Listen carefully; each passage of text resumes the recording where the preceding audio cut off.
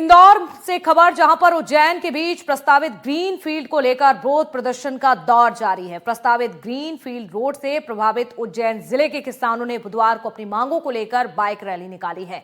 किसान झंडे बांधकर उज्जैन स्थित एमपीआरडीसी कार्यालय पहुंच गए और जमकर यहां पर नारेबाजी भी की। किसानों ने अपनी मांगों को लेकर एक ज्ञापन भी सौंपा। किसानों ने चेतावनी दी है कि यदि उनकी मांगों पर गंभीरता से विचार नहीं किया गया तो वो रोड निर्माण बंद कराने के जैसे कदम उठाने के लिए मजबूर भी होंगे।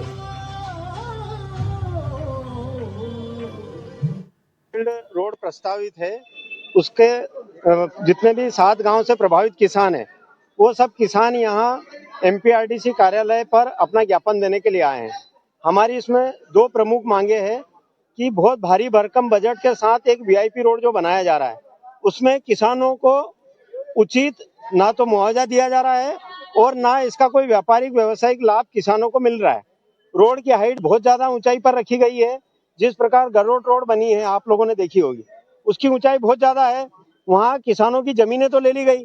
जब किसान की जमीन आप रोड बनाने के उपयोग में ले रहे हैं तो किसानों का भी अधिकार है कि उनकी जमीन पर वह बची हुई पर व्यापार व्यवसाय कर सके।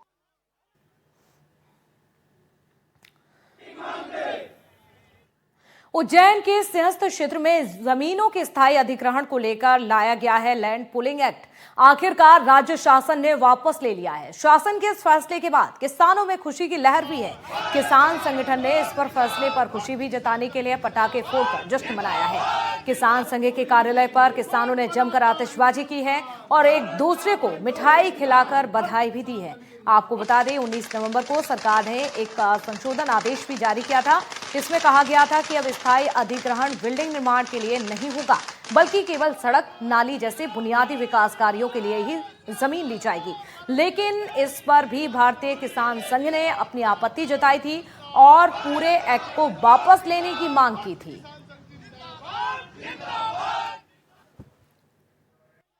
लैंड पुलिंग एक्ट समाप्ति के बाद में भारतीय किसान संघ के हम कार्यालय पर मौजूद है। यहाँ पर देख रहे हैं जो किसान संगठन के लोग हैं, यहाँ पर खुशियां मना रहे हैं एक्ट को लेके कि किस तरीके से उन्होंने 8 महीने संघर्ष करने के बाद में ये जो लैंड पुलिंग एक्ट है पूरी तरह समाप्त हुआ। इसी को लेकर हम यहाँ कमल सिंह जी आएंगे जो प्रदेश अध्यक्ष भारतीय किसान संघ, उनसे बात करेंगे।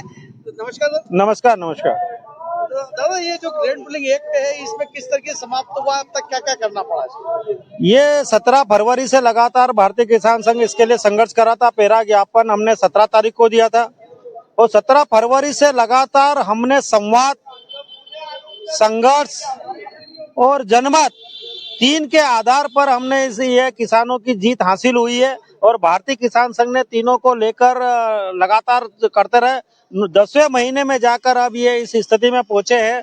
हमने दबाव भी बनाया, जनमत सब संग्रह किया और संवाद लगातार सरकार से लगाकर, प्रशासन से लगाकर हम दबाव बनाते रहे। सरकार ने 17 नवंबर को भी इस बात की घोषणा करी थी कि एक्ट वापस लेंगे। उसके बाद में आप घेरा डालो डेरा डालो आंदोलन करने वाले थे, लेकिन खत्म कर दिया था। उस समय धन्यवाद रैली निकाली थी।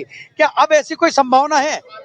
अब इस प्रकार की कोई संभावना नहीं है, क्योंकि ये जो पत्र आया है ये लिखित में आया। हमने आपसे कहा था कि अब हम संवाद नहीं करने जाएंगे, हमको लिखा हुआ पत्र चाहिए और उसी के आधार पर अब उन्होंने पत्र हमको भेजा रात को और हमने उसका अध्ययन करा है। अब उसमें कुछ चीजें हैं जिनको क्रियान्वयन कराने की आवश्यकता है, जिन्हें नक्शे दुरुस्तीकरण करना है तो उसकी आवश्यकता है। तो ये यहाँ के कलेक्टर पर और इन पे हम सारे किसान दबाव बनाएंगे और कुछ त्रुटियां हुई है उसको ठीक करेंगे। आंदोलन के दौरान कई किसानों पर प्रकरण दर्ज हुए हैं, उन प्रकरणों का क्या रहेगा? उनके ऊपर खत्म होंगे या किसान संघ लड़ेगा? नहीं, सरकार ने बोला है कि हम प्रकरण वापस करेंगे। अगर सरकार नहीं करती है तो हम लड़ेंगे और जिन्होंने हमारे ऊपर झूठे मुकदमे लगाए हैं हम उनको छोड़ने वाले नहीं, उनको तो कोर्ट में घसीटेंगे हम। तो जैसा कि आपने देखा, लैंड पुलिंग एक्ट समाप्ति के बाद में जो भारतीय किसान संघ के प्रदेश अध्यक्ष है कमल सिंह जी, उन्होंने बताया कि किस तरीके से संघर्ष करा, किस स्तर पे बात करी और उसको लेके सरकार को इस तरीके से मजबूर किया कि उन्हें ये एक्ट वापस लेना पड़ा। इसी के साथ में जो भी अन्य आंदोलन होंगे उसमें भी वो साथ में होंगे। एनडीटीवी के लिए उज्जैन से ललित जैन। और अब बात करेंगे केंद्रीय गृह मंत्री अमित शाह के दौरे की। 25 दिसंबर को गृह मंत्री अमित शाह का दौरा है एमपी का। एमपी ग्रोथ समिट 2025 में शामिल होंगे गृह मंत्री अमित शाह। आपको बता दें, एमपी ग्रोथ समिट 2025 को लेकर इस समय तैयारियां ग्वालियर में जोरों पर चल रही हैं। अटल जयंती पर समिट का आयोजन किया जाएगा। तो निवेश और उद्योग विकास पर भी फोकस किया जा रहा है और इसी पर फोकस करने के लिए समिट का आयोजन ग्वालियर में हो रहा है।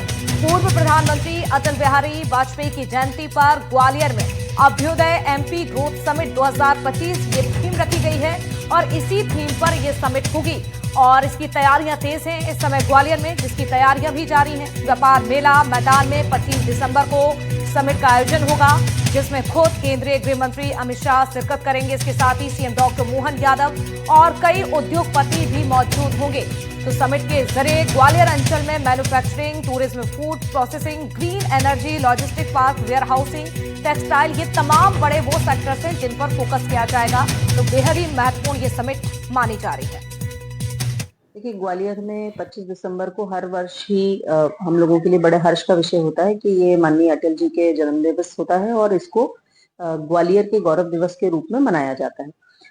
हर बार जो हमारा डिस्ट्रिक्ट लेवल कार्यक्रम होता है उसके अतिरिक्त भी इस बार एक स्टेट लेवल कार्यक्रम ग्वालियर में होना निश्चित हुआ है माननीय मुख्यमंत्री जी के द्वारा और ये अभ्युदय मध्य प्रदेश ग्रोथ कॉन्क्लेव के रूप में होगा।